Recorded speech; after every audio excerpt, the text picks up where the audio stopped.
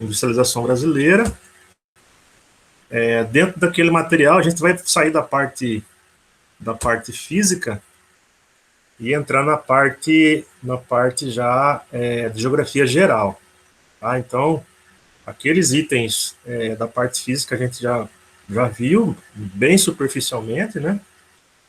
E agora a gente vai entrar nessa parte geral, que é a geografia, que fala sobre parte econômica, parte agrícola, população, geografia humana, né? Então vai ser esse conteúdo que a gente vai ver agora no término desse bimestre, tá? Quando eu falo industrialização, pessoal, é um conceito, né? É você ter uma quantidade X de indústrias. Então, no Brasil, nós temos um país industrial e nós temos uma quantidade grande de indústrias aí de diversos setores. A indústria, ela pode se dividir em 3 grandes setores, né? A indústria de bens de consumo, a indústria intermediária e a indústria de base. Né? Basicamente, você pode estratificar a indústria em 3 tipos. Bens de consumo é aquele não durável e durável, né? Uma geladeira, durável. Um pacote de arroz, não durável. Você pode pegar a intermediária, produz peças e equipamentos. Vamos supor, você vai comprar lá uma peça para o seu carro, né? Um motor de arranque. Quem produz esse motor de arranque é a indústria de bens intermediários, também chamada bens de capital. E a indústria de base, também chamada de bens de produção, é aquela que produz matéria-prima para outra indústria. Vamos supor, uma siderúrgica, uma metalúrgica, produz chapas de aço, de ferro, né, para outras indústrias, é a indústria de base, a indústria de bens de produção.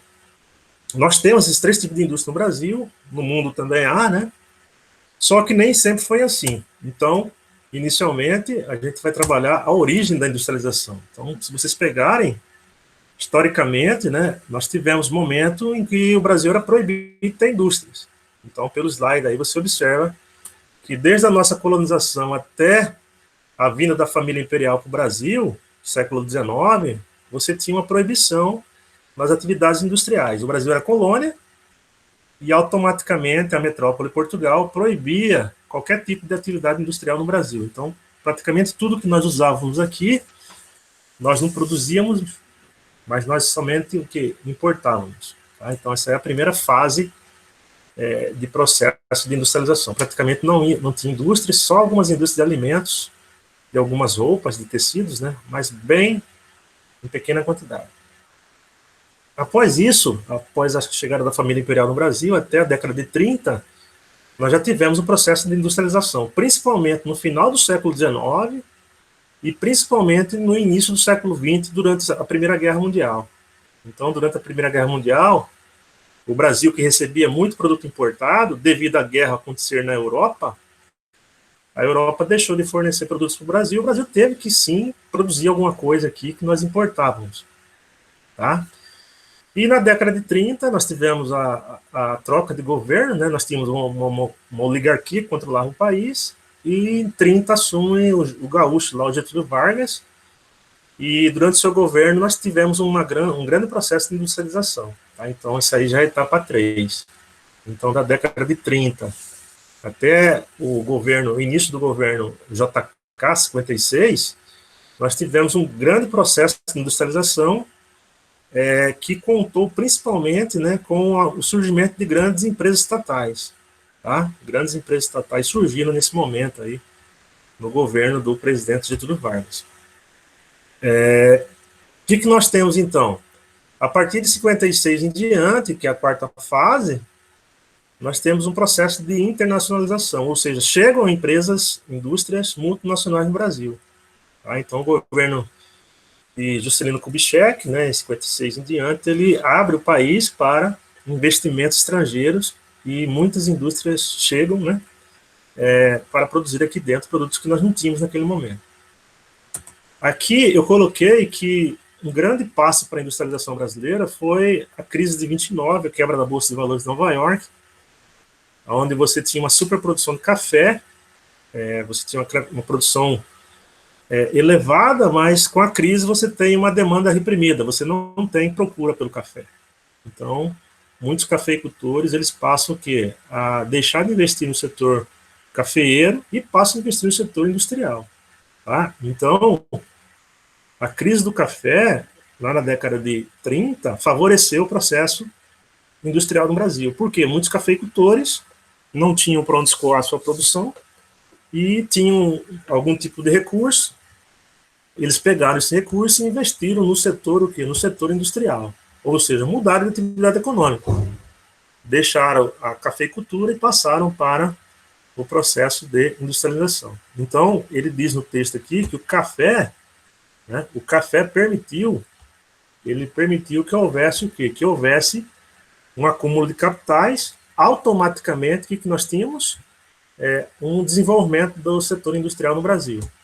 Tá? E isso aí já no governo do Getúlio Vargas. O que você tem, então? Você tem um processo que favoreceu a agricultura, favoreceu o processo industrial no Brasil. E o Getúlio, essa imagem mostra o Getúlio aí, né, o gaúcho Getúlio Vargas, presidente que ficou inicialmente de 30 a 45, depois ele voltou de novo, né, de 51 até 54, aproximadamente. E o Getúlio, ele investiu no setor industrial, só que ele criou uma política de substituição das importações. O Brasil era dependente muito do produto estrangeiro, principalmente do produto europeu, e ele viu que era necessário. Nós produzimos aqui dentro o que nós importávamos.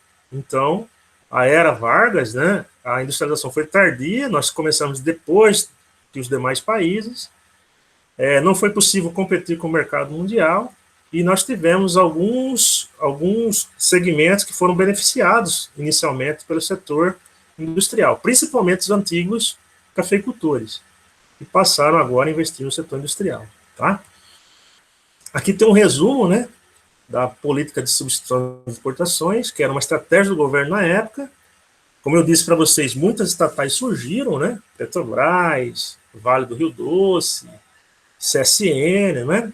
Então, o governo fez investimento pesado, o Estado fez investimento pesado, principalmente na indústria de bens intermediários e de bens de base, né, a indústria de base, e nós tivemos ali, naquele momento, não tanto investimento estrangeiro. O investimento estrangeiro veio a partir da década de 50.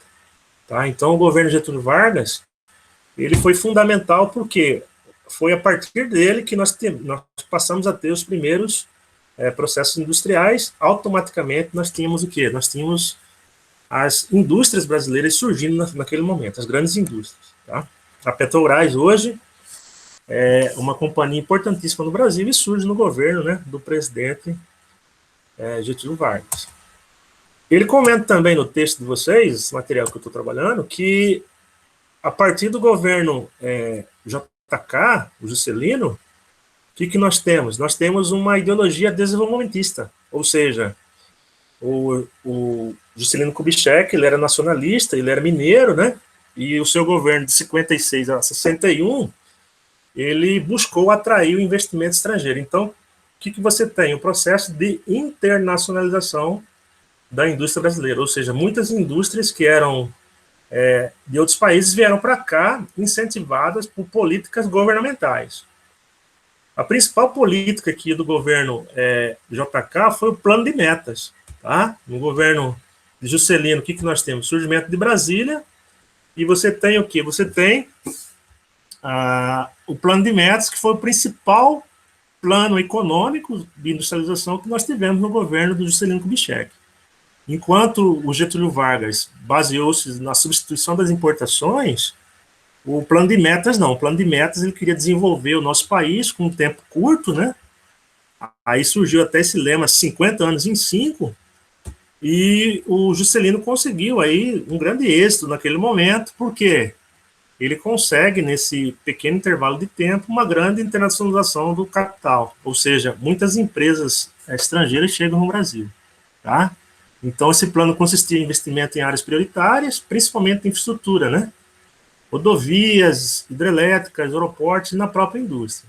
Tá? Então, Juscelino, todo mundo se lembra, ele que, no seu governo, que surge a capital federal, deixa de ser o Rio de Janeiro, é transferida para o interior do país, né? Surge lá a cidade de Brasília, aqui no centro-oeste, e ela passa a ser o quê? A capital federal, e ela passa a ser o quê? Uma área de atração aqui para a região interiorana do Brasil, que até então era um grande vazio demográfico.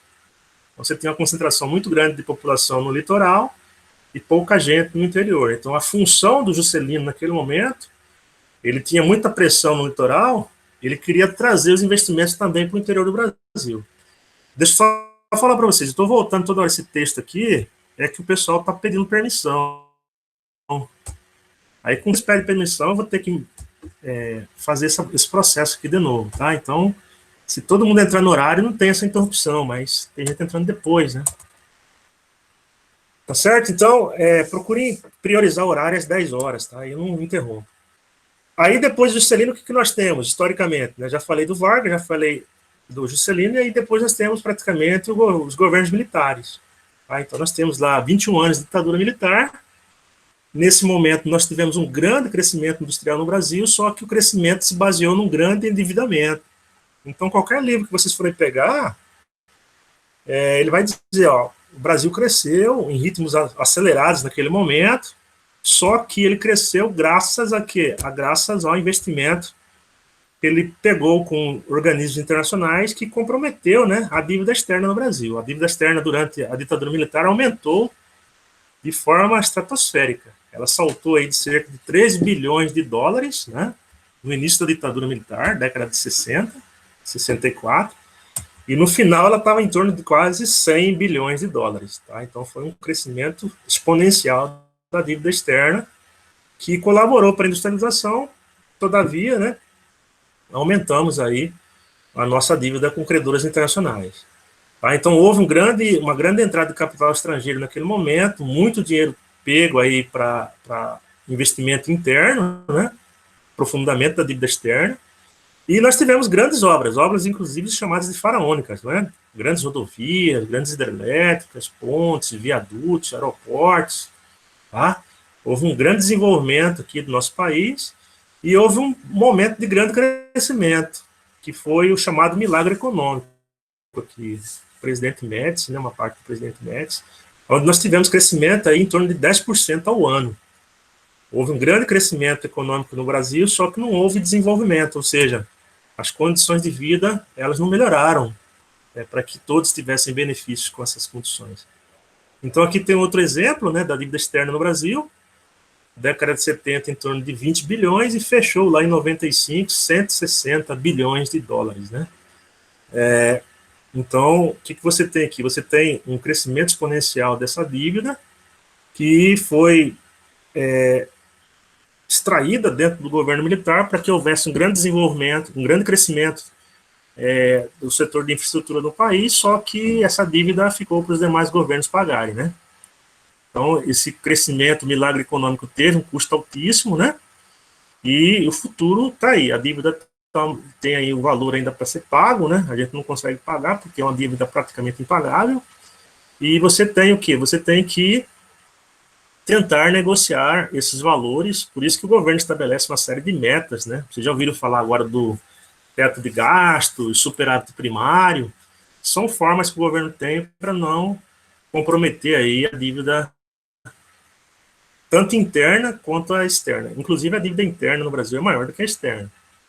Até bem pouco tempo atrás, nós tínhamos uma reserva internacional que superava o valor da dívida. Aí muita gente dizia, o Brasil não tem mais dívida externa porque ele tem condições de pagar. Se ele quisesse pagar, ele pagaria totalmente. Mas aí ele fica sem reservas, né? As reservas internacionais. Outro item dentro desse conteúdo é o que foi feito a partir dos governos militares. Então, os governos militares deixaram o poder lá na década de 80, e a década de 80 foi chamada de década perdida. Nós tivemos muitos problemas com inflação, crescimento econômico pífio, né, muito desemprego. E no final da década de 80 foi necessário fazer uma série de mudanças na ordem política e econômica do nosso país. A ditadura terminou em 85, aí foi eleito o primeiro presidente de forma indireta, né, o Tancredo Neves. Ele morreu antes de assumir, assumiu o vice, José Sarney. E o José Sarney tentou fazer alguns planos econômicos para tentar conter a inflação, que era o maior problema que nós tínhamos na década de 80. A década de 80 é a década perdida para muitos países aqui da América Latina, porque você não tinha crescimento, você tinha um grande nível de desempregados e você tinha problemas com relação à desigualdade intensa.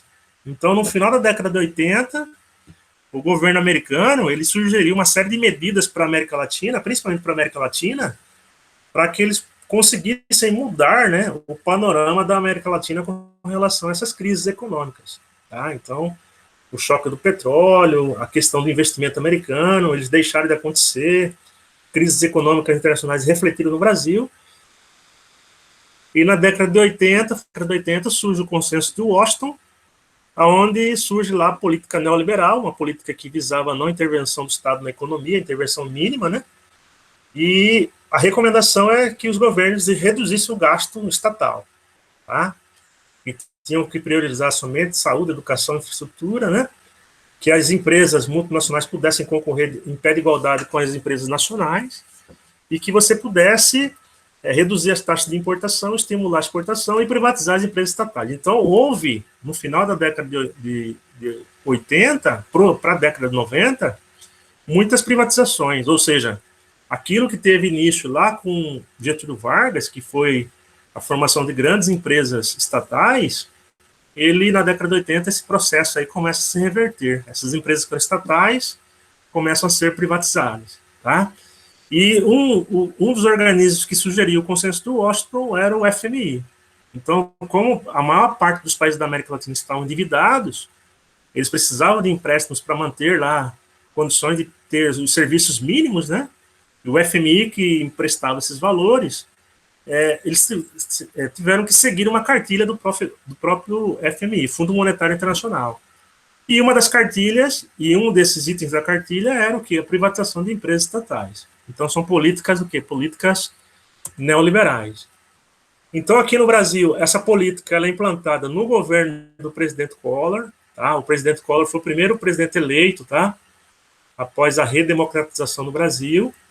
Ele fez a campanha juntamente com vários outros candidatos. Aí foi para o segundo turno ele, o presidente Lula, e ele venceu do presidente Lula. Em 1990 assumiu o cargo e ele começou a abertura econômica no Brasil. Tá? Ele dizia, o Fernando Collor, hoje ele é senador da República, né?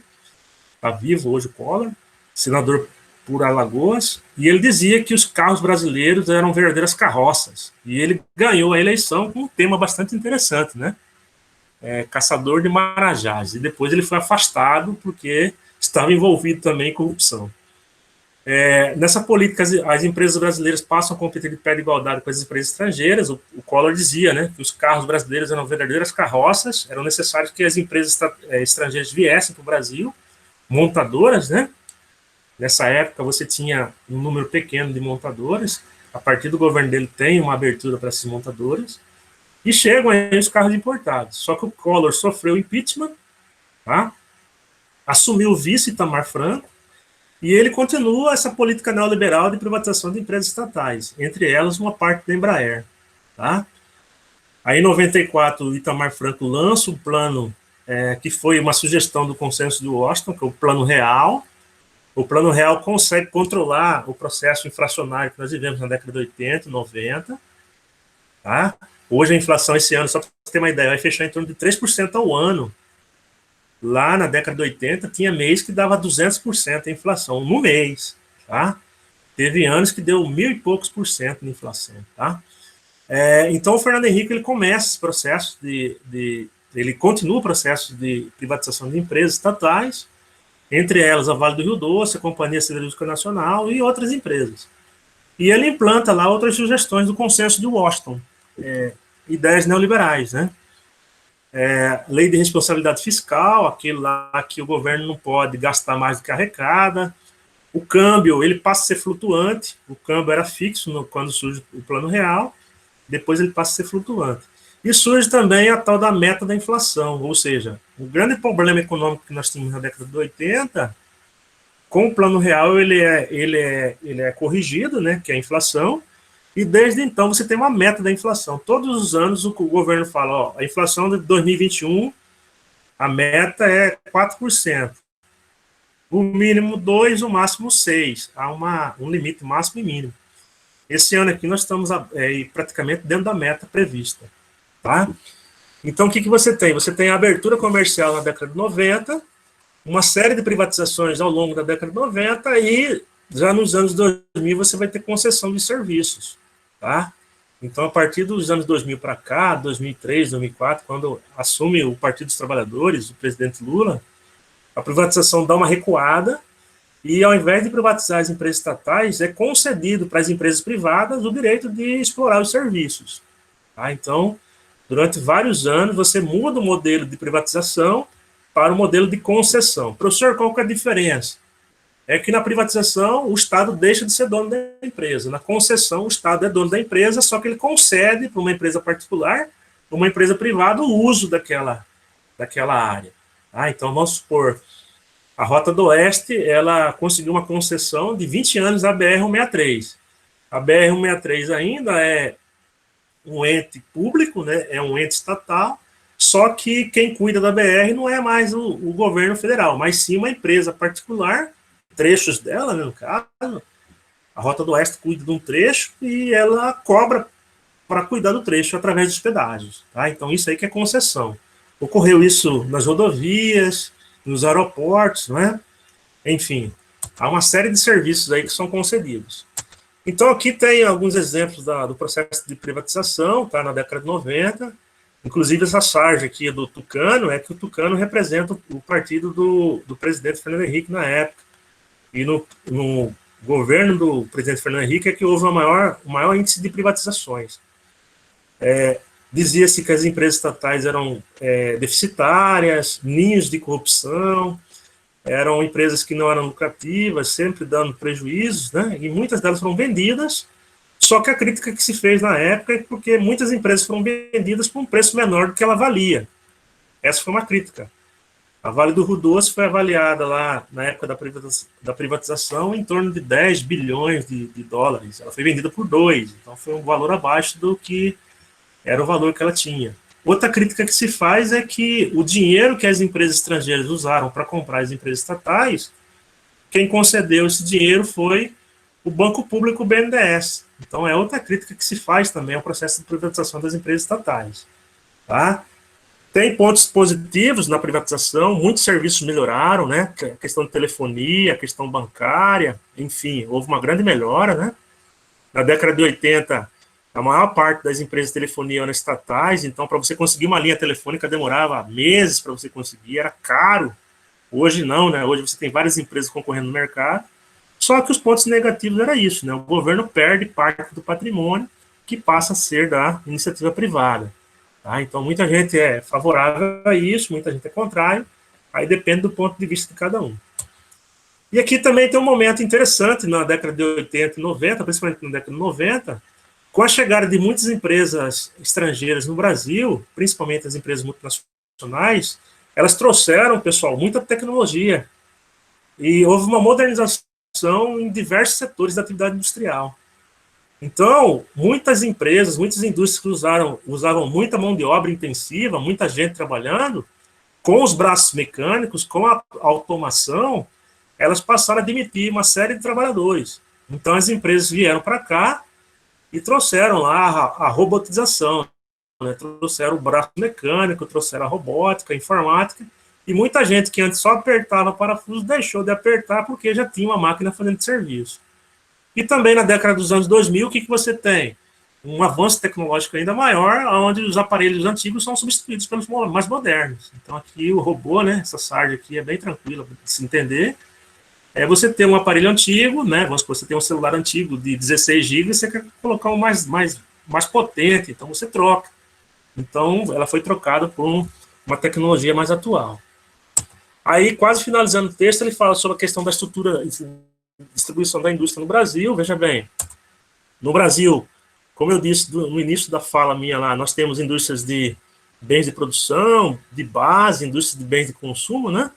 E elas são reunidas em vários setores aí da atividade econômica. Tá? Então, vamos supor, a siderúrgica, a metalúrgica, a indústria de base, de papel e celulose, mecânica, é uma indústria intermediária, de calçados, confecções, têxteis, alimentos, bens de produção, alguns duráveis, né, de veículos duráveis, de alimentos e bebidas não duráveis. Ou seja, hoje no Brasil você vai ter praticamente os 3 grandes ramos da indústria no território nacional. E você vai ter a participação da indústria, a participação ela é importante dentro da economia brasileira, cerca de 1/4, 25%, do que é produzido no Brasil vem do setor industrial. Então, é um setor importante, é um setor que tem um peso no PIB, né, no Produto Interno Bruto, e não pode ser desprezado. Tá? Se você pegar de 100% da atividade econômica brasileira, esse setor aí, que é o setor secundário, né, o chamado setor industrial, o setor secundário, ele tem um peso enorme dentro da economia. O setor de vocês, construção civil, o pessoal da área de edificações, ele está dentro da estrutura secundária. Então, a transformação de um terreno baldio num prédio, numa casa, num condomínio, faz parte desse setor industrial. Então, você tem o que a área de vocês aí tem uma grande participação no setor secundário da economia. Cerca de 1/4 da economia, do que é produzido dentro das atividades econômicas, vem do setor industrial. Só que a distribuição da indústria no Brasil sempre foi desigual, tá? Houve uma melhora, mas você tem uma concentração na região sudeste do Brasil. Então, se vocês pegarem aqui a presença de indústrias nesse mapinha, vocês vão ver que a maior parte delas se encontra no litoral. Destaque aqui para a região de São Paulo, Rio de Janeiro e Minas, né? Aqui os estados mais industrializados do Brasil, e também os estados do Sul, Rio Grande do Sul e Paraná. Aqui nós temos o Centro-Oeste, principalmente Goiânia, Grande Goiânia e Brasília, e no Nordeste as principais cidades do Nordeste, as grandes cidades, Recife, Fortaleza, Salvador, né, são as grandes cidades industrializadas. No Centro-Oeste vai ter mais indústrias voltadas para o setor de alimentos, tá? Frigoríficos, indústrias de alimentos mesmo, né, de arroz, de óleo de soja, enfim. E no Norte a região mais industrializada é Belém, capital do estado do Pará, e lá em Manaus, onde tem a Zona Franca. A Zona Franca, o governo criou, os governos militares criaram, né, uma série de superintendências, entre elas a SUFRAMA, a Superintendência da Zona Franca de Manaus, uma área onde recebe produtos de outros países, produtos importados, e que são montados lá na Zona Franca de Manaus, na cidade de Manaus. Tá? Então, hoje nós temos um processo de desconcentração industrial. Hoje você tem uma dispersão, muitas indústrias estão deixando o Sudeste, o Sul, porque o custo lá é elevado, tá? Mão de obra ficou cara, a matéria-prima ali também ficou cara, o mercado consumidor está saturado e muitos têm dirigido para outras regiões. Então, o Nordeste tem ganho muitas empresas que estavam no Sul e Sudeste, o Centro-Oeste, principalmente do ramo alimentício, e o Norte também, algumas montadoras. Tá? Então, da década de 90 para cá, houve uma desconcentração industrial, mas ainda boa parte da atividade industrial, cerca de 60% dela, está concentrada no Sudeste do Brasil, no eixo Rio, São Paulo, Minas. Tá? Hoje, boa parte do que você compra, um eletrodoméstico, um aparelho celular, enfim, se você for pegar lá, você vai ver que vem dessas regiões aí, da região sul ou da região sudeste, principalmente da região sudeste. Mas já há um processo de desconcentração, porque o custo, o terreno no sul-sudeste, o congestionamento, né? Ou seja, os impostos estão caros no sul e sudeste, e muitas empresas estão procurando benefícios, né, fiscais, benefícios, incentivos fiscais em outras regiões que oferecem as qualidades do Nordeste, do Sudeste, mas com preços menores. Tá? Então, você está tendo um processo de desconcentração industrial, dispersão industrial para outras regiões do Brasil. E aí, praticamente, nós fechamos esse item aí sobre a estrutura da produção industrial e já vamos aqui partir para o último item das características da indústria brasileira. Então, eu coloquei um texto aqui bem simples, ó, do Repetep que nós fizemos aí durante a aula, né? Ela surgiu basicamente a partir da década de 30, com o investimento dos cafeicultores, houve a crise, né, de 29, eu falei para vocês. O governo investiu, o governo Getúlio Vargas investiu, então houve um pesado investimento público, um pesado investimento estatal. Tá? Nessa época, a política adotada era de substituição das importações, e a partir da década de 50, nós passamos a ter investimentos externos, das grandes empresas multinacionais que começam a chegar pouco a pouco no Brasil. Tá? Aí essas empresas chegam em maior quantidade na década de 90. Muitas indústrias faliram com a abertura econômica, né, na década de 90 e deixaram um grande número de desempregados. O que você tinha? A partir do presidente Collor, ele disse que era interessante que as empresas multinacionais chegassem no Brasil, as empresas estrangeiras, e pudessem concorrer com as empresas nacionais. Só que as empresas nacionais não estavam preparadas. Então, muitas empresas da tecelagem, eletrodoméstico, eletroeletrônico chegaram no Brasil, começaram a concorrer com as empresas nacionais, privadas nacionais, né, as empresas brasileiras, e muitas quebraram. Então, você gerou um grande número de desempregados naquele momento também. Aqui, a característica que a gente viu há pouco, né, a maior parte da atividade industrial está concentrada no Sudeste, principalmente nos 3 estados, São Paulo, Minas e Rio de Janeiro, tá? Lá que você vai ter principalmente as grandes indústrias de bens de produção, as grandes indústrias de intermediárias, né, de peças e equipamentos, de ferramentas, e também as indústrias de siderúrgicas e metalúrgicas. E os estados competem entre si, oferecendo vantagens fiscais. Então, desde a década de 90, muitos governos aí, principalmente da região centro-oeste e da região nordeste, eles têm o quê? Colocado incentivos fiscais para atrair a atividade industrial. Tá? Então, a atividade industrial ela é importante para os estados porque o que você produz na indústria tem um grande valor agregado. É um produto que tem um preço mais elevado do que um produto primário, do que uma commodity. Tá? Então, você vai comprar um computador, você paga aí 2, 3 mil reais no computador. Um produto que tem 2 quilos só. Enquanto você produz uma saca de soja e tem 60 quilos, você paga 60 reais. Então, o produto industrial tem um peso bem maior nas economias do que o produto primário, que o produto agrícola. Tá? Então, os estados competem e oferecem uma série de vantagens fiscais. Eles tiram impostos, né, na produção, oferecem terrenos, infraestrutura, mão de obra qualificada para atrair as indústrias. Isso aí é chamado de guerra fiscal. É muito comum vocês verem por aí, né, o termo guerra fiscal. O que é a guerra fiscal? É quando os estados começam a disputar um determinado tipo de indústria, tá? Seja ela nacional, seja ela internacional. Determinada empresa quer entrar no Brasil e ela diz que ela quer se instalar no Brasil, aí os governos começam a oferecer vantagens para atrair aquela indústria. Por quê? Porque dentro da indústria, pessoal, isso aqui tem uma coisa que é interessante falar, quando você gera um emprego direto lá dentro, você gera 5 indiretos fora. Como assim, professor? Uma indústria, ela abre dentro de determinado território nacional, dentro de determinado estado, e ela contrata 1.000 pessoas ali dentro. Dentro daquela fábrica, as 1.000 pessoas trabalham diretamente dentro da indústria ali, dentro da fábrica. Só que para manter aquela fábrica funcionando, você depende de uma série de serviços, telefonia, alimentação, geração de energia. Então, a cada um emprego aberto diretamente na fábrica, na indústria, você gera 5 fora. Então, se você pegar 1.000 ali dentro, mais 5.000 fora, vai dar 6.000 pessoas empregadas. Então, é importante o setor industrial, porque ele oferece emprego diretamente, um emprego direto, e também um emprego indireto, que são as outras empresas que dão suporte para aquela empresa maior. E, praticamente, uma síntese, né, do que a gente viu é que a industrialização brasileira começou tarde, vocês viram aí, começou a partir da década de 30, século XX já, né? A Revolução Industrial, só para você ter uma ideia, ela foi no século XVIII, nós começamos o nosso processo de revolução no século XX só, praticamente 200 anos depois que os países desenvolvidos, né, os países industrializados.